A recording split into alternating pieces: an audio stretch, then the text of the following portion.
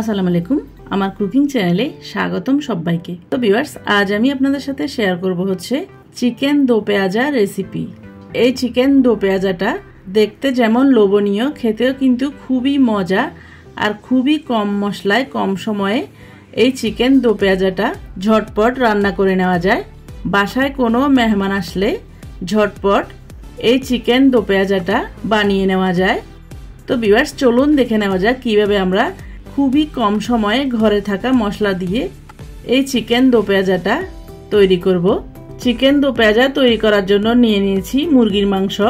এখানে আমি হাড় সহ মুরগির মাংস নিয়েছি। এরপর আমি এই মাংসটাকে ম্যারিনেশন করে নেব।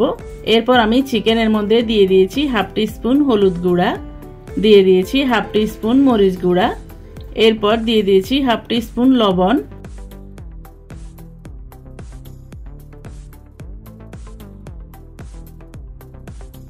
এরপর দিয়ে দিয়েছি 1 টেবিল স্পুন পরিমাণ সরিষার তেল। এরপর এই সবগুলা গুঁড়া মশলা আমি চিকেনের সাথে ভালো করে মেখে নেব।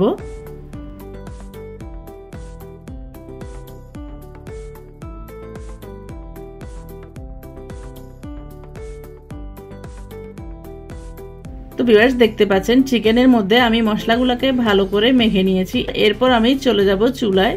চুলা একটা পাতিল বসিয়ে দিয়ে দিয়েছি 2 থেকে 3 টেবিল স্পুন পরিমাণ সরিষার তেল। এরপর তেলটা ভালো মতো গরম হয়ে গেলে দিয়ে দেব 2 টুকরো দারুচিনি, এরপর দিয়ে দেব 3 থেকে 4টা লবঙ্গ, দিয়ে দেব 4টা ছোট এলাচ, এরপর দিয়ে দেব 2টো তেজপাতা, এরপর দিয়ে দেব 1 টিস্পুন পরিমাণ জিরা। এরপর মশলার সুন্দর একটা স্মেল আসলে দিয়ে দেব 1 কাপ পরিমাণ পেঁয়াজ কুচি।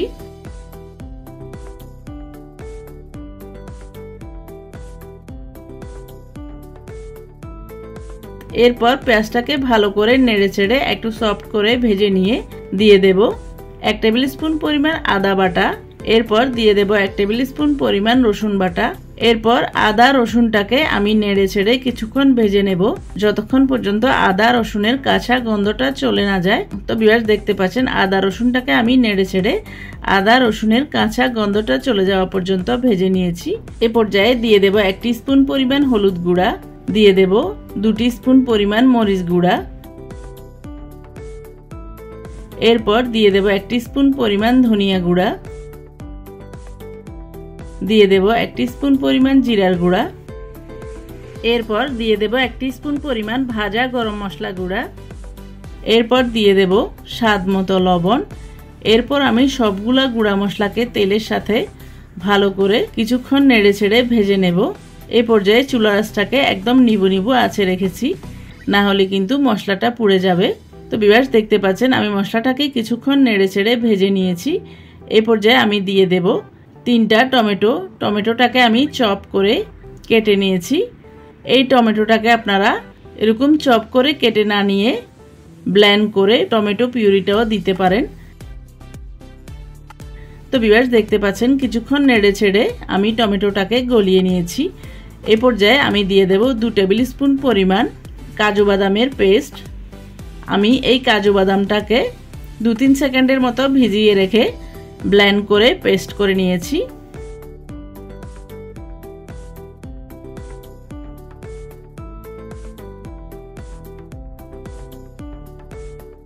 এরপর কাজু বাদামের পেস্টের সাথে আমি মশলাগুলোকে কিছুক্ষণ ভেজে নিয়ে যখন তেলটা উপরে উঠে আসবে, ওই পর্যায়ে দিয়ে দেব আগে থেকে ম্যারিনেশন করা চিকেনটা দিয়ে আমি মশলার সাথে 2 মিনিট পর্যন্ত নেড়েচেড়ে ভেজে নেব।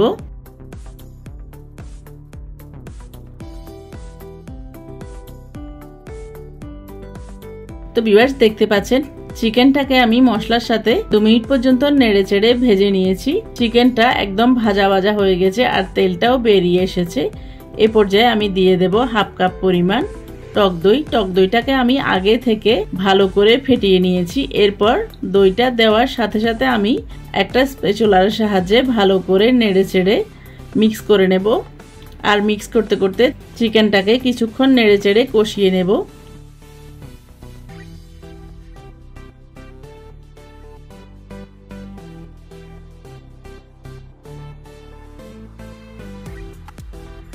তো ভিউয়ার্স দেখতে পাচ্ছেন চিকেনটাকে আমি কিছুক্ষণ নেড়ে চেড়ে কষিয়ে নিয়েছি দইয়ের সাথে। দইয়ের পানিটা শুকিয়ে গেছে আর চিকেন থেকে তেলটাও বেরিয়ে এসেছে। এ পর্যায়ে আমি চুলা আঁচটাকে মিডিয়াম ফ্লেমে রেখে চিকেনটাকে ঢেকে দিয়ে 4 থেকে 5 মিনিট পর্যন্ত রান্না করে নেব। আর এই ফাঁকে আমি চিকেন দো পেঁয়াজার স্পেশাল উপকরণটা তৈরি করে নেব। এখানে আমি চুলা একটা প্যান বসিয়ে দিয়ে দিয়েছি 2 টেবিল স্পুন পরিমাণ ঘি। ঘিটা গলে গেলে এ পর্যায়ে আমি দিয়ে দেব 3টা শুকনো লাল মরিচ, এরপর দিয়ে দেব 7-8টার মতো কাঁচামরিচ, এরপর দিয়ে দেব 1 টিস্পুন পরিমাণ জিরা, এরপর দিয়ে দেব পেঁয়াজের পাপড়ি হাফ কাপ পরিমাণ, এরপর দিয়ে দেব 2 থেকে 3টা টমেটো। টমেটোটাকে আমি কিউব করে কেটে নিয়েছি। এরপর দিয়ে দেব স্বাদ মতো লবণ।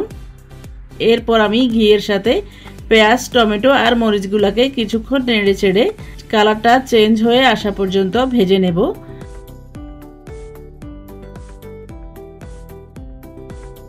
তো ভিউয়ার্স দেখতে পাচ্ছেন সবগুলো উপকরণ আমি নেড়ে চেড়ে কিছুক্ষণ ভেজে নিয়েছি।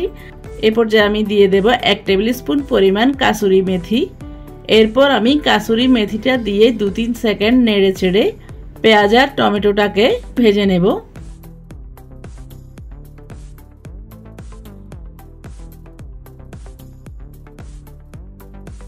তো ভিউয়ার্স দেখতে পাচ্ছেন পেঁয়াজ আর টমেটোটাকে আমি কিছুক্ষণ নেড়ে চেড়ে ভেজে নিয়েছি। কালারটাও চেঞ্জ হয়ে গেছে। পেঁয়াজ আর টমেটোর ক্রাঞ্চিনেস থাকা অবস্থায় আমি চুলাটাকে বন্ধ করে দিয়েছি। এরপর আমি চিকেনটাকে নেড়ে ছেড়ে দিয়ে দেব ঘিয়ের সাথে ভেজে নেওয়া পেঁয়াজ আর টমেটো।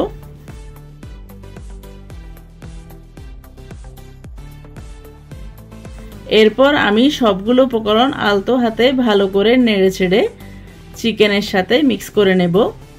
এ পর্যায়ে আমি দিয়ে দেব হাফ কাপ পরিমাণ গরম পানি।